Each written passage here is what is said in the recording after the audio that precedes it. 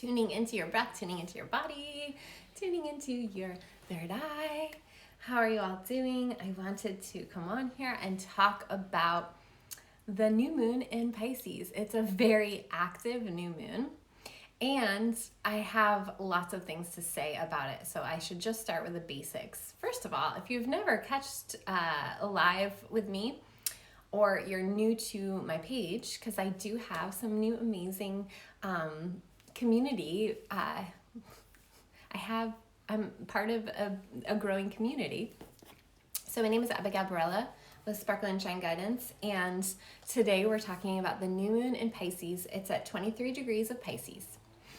It is on March 13th, which is Saturday, but it's very early in the morning. So depending on where you are, it might be a different time zone, different day, right? So it's around that time though. And it's so potent and so powerful that it will actually hit Friday through Sunday. So the whole weekend, basically, we're in this energy of the new moon. And we're in this energy of the new moon in the deepest, darkest depths of the ocean.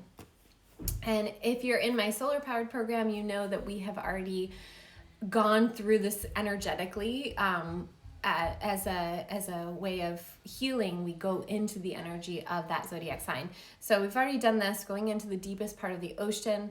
And this new moon in particular is very interesting because it hits the timing that it hits. It's about 7 days. So the first quarter moon will be around the equinox. And so because we're in that phase of releasing and phase of preparing ourselves to springboard off into the astrological new year, this new moon always comes at a time where we're being asked to set intention, but also be with what is changing within us, what is asking to be dissolved, what is asking to be let go of, because Pisces is that last sign in the zodiac, and Pisces does ultimately connect us to everyone, everything, and our connection to God, source, goddess, whatever you want to call it. So it's an interesting energy because we are in so many other transits that I'll mention a few of them. I don't want to overload you with them. We are in a lot of transits, and we're coming out slowly of this hibernation. And of course, you know, once we hit Aries season, a lot of energy hits, and it hits different. And this year in particular, it's going to be a very active spring, I think, in our world and in a lot of ways. So we still want to be with that sleepy yin energy with this weekend, with this new moon. And so be mindful of the activities that you set for yourself this weekend. Be mindful of how much time you're able to be with yourself. I love like lights out in the dark with the Pisces energy. And that might just be because I'm a 12th house stellium person, but that darkness serves us, that darkness, being in the dark, being without our phones, being with ourselves, and hibernating for this last little bit of winter is so vital in order to have a really fruitful season. And this is also why I'll be starting feminine leadership, archetypes, and astrology, to get into your power, to get into your leadership role in your community, but most importantly for yourself and your family. And that starts March 19th at the equinox. So in preparation for that, it's a lot of noticing what with the Virgo full moon came up, wants to be cleared out, wants to be put in its place, because Virgo is very much about a time and a place for certain things, things coming to the surface that are meant to be cleared out, but also organized or put into place. And so if you're just joining me, I'm talking about the new moon in Pisces. Hello, welcome. And so as we went through that Virgo full moon, which for a lot of people brought in more of a sense of purpose, more of a sense of drive, knowing where to take the next few steps, but we aren't necessarily meant to come all at it all at once, right? And so this new moon is offering this opportunity to see what's still within our shadow, within our, not that ego's a negative all the time. It's not negative, but what is being driven from ego and what is being driven from divine purpose. And the difference being that one of those comes from a place of our feminine, our feeling, our being, and one of those comes from our masculine. We want our divine action, that masculine, to come from our feminine and what nourishes our feminine, right? And so we want to be in this very yin energy with Venus conjunct this new moon, with Neptune conjunct this new moon, and really be with our feelings, be with our intuition. I have been hearing lots of people talking about dreams being on point, feeling very real.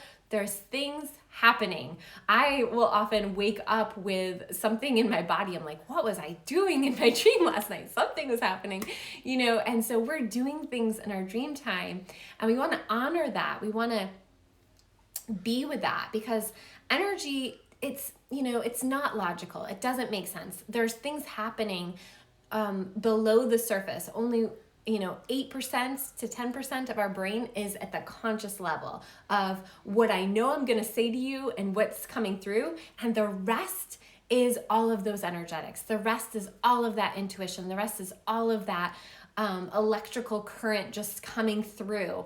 And so we really want to be with that 92% of our brain this weekend and working with our shadow, working with our egoic drives, working with the healing that needs to take place in order for us to be with ourselves, to be with more of ourselves, to meet more of ourselves.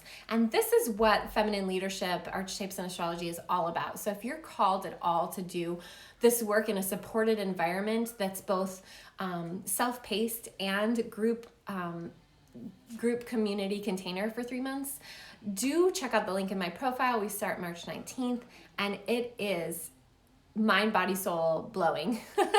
So definitely check that out. And a few of the transits that I wanted to talk to you about that are more active that you'll probably want to be aware of. Hi, Christine. That you probably want to be aware of for this weekend is that we are still in that energy. And it's whenever we have, it's like pinged even more whenever we have a new or full moon. But the energy of the Saturn-Uranus square, even though it's not exact anymore, it's almost more highlighted because of this deeper subconscious. The depths of the ocean, the depths of our subconscious dream time are so lit up that it's highlighting within us because we have the Uranus and Saturn. Saturn is a social planet. Uranus is an outer planet. What that means is they have to do with our external environment. But that's not to say that there aren't things, because whatever's happening here, we have a universe within us, right? Whatever's happening here is going to be reflected in our outside environment, right? And so this is the opportunity to go into what this Uranus Saturn square, where is it in your chart? Where is it happening? It happens 3 times this year. And I've talked about this before, so I won't spend too much time here. It's going to happen again in June, and it's going to happen again in December. And one of the things about this, you want to know where it's happening in your chart and what it's highlighting within yourself. What wants to be freed? Because ultimately, Aquarius is all about freedom, and Uranus rules Aquarius, and Uranus is being squared. And so we're not going to have a comfortable, experience with this. It's going to get uncomfortable. And that's where we get to our freedom. Ultimate freedom requires us to get uncomfortable. And this is within our self-growth, within ourselves. And so taking you back to feminine leadership starting on March 19th, super exciting time to do that work because we'll be ending at the time of the next square. So I always tell people, by that second time, when something happens 3 times in a year, by that second time, if you're paying attention and if you're paying attention to the astrology, you will know what it is for you that's getting highlighted, so that when that 3rd time comes around, you are in master level and you're able to integrate it all, and it's a beautiful thing.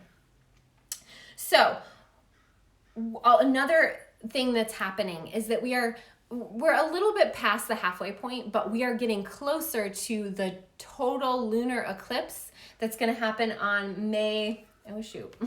Where's that one? Let's see, May 26th, depending on where you're at in the world, May 26th at 5 degrees of Sagittarius and 5 degrees of Gemini when the sun is in Gemini and the moon is in Sag. And so that's a full moon lunar eclipse. Right now we are at a new moon in that mutable sign. So all the mutable signs, Gemini, Virgo, Sagittarius, and Pisces. Those are all the mutable signs. When we are in a lunar cycle that's mutable, which we are, it's going to highlight those mutable changes that are happening by looking at the nodes in North Node in Gemini and South Node in Sagittarius. I have a whole video on that. There's lots of other people that do as well.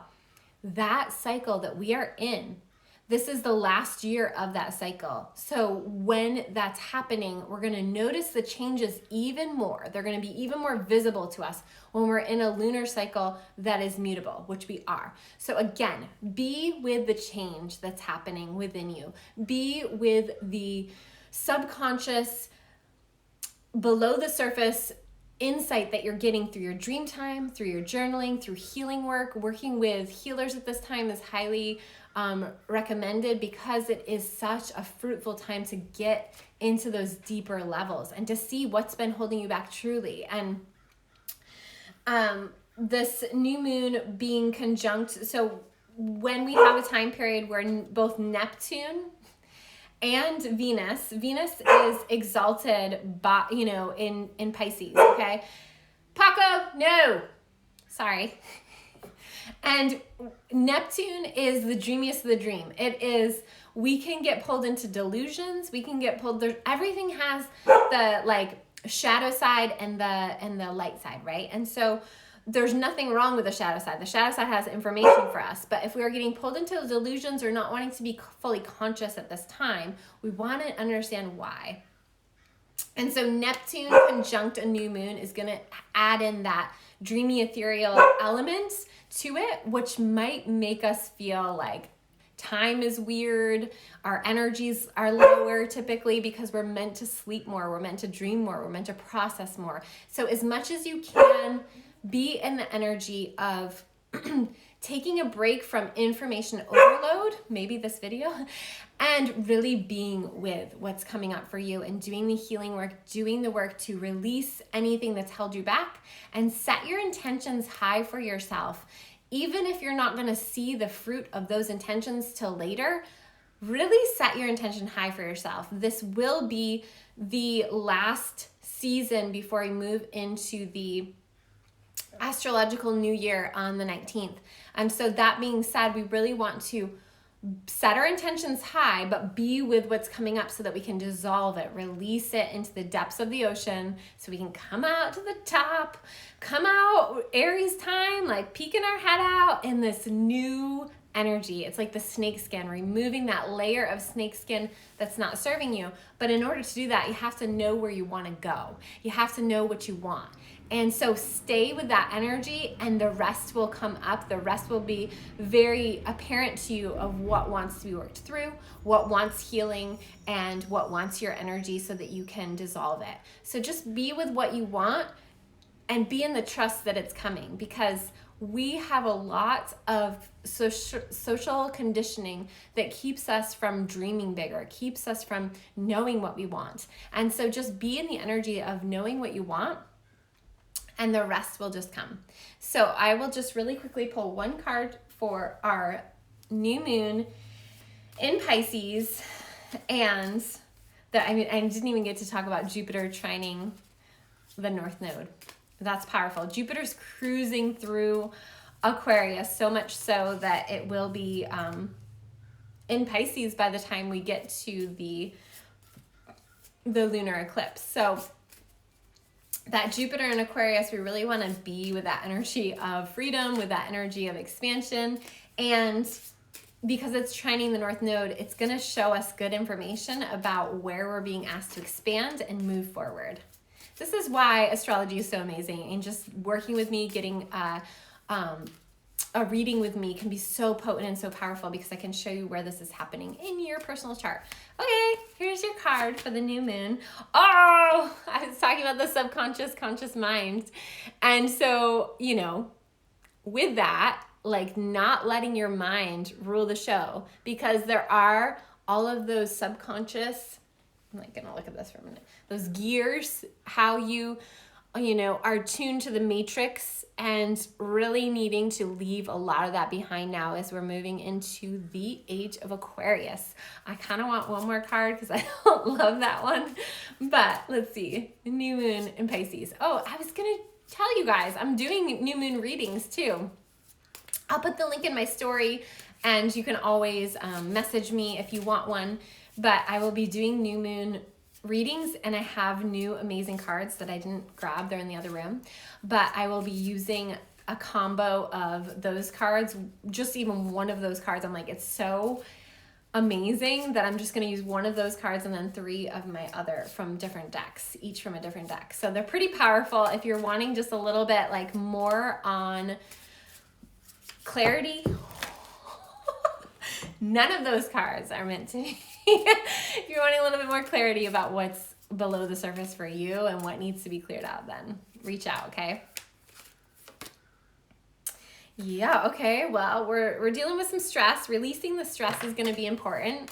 And lastly, like I was just going to pull one card, but yes, the Rebel, which is all about the Uranus and the Aquarius energy. We have to break the chains. We have to break the chains. I can't tell you how many people I do this work with where we're literally breaking chains from past lives into this life to be free. Be free.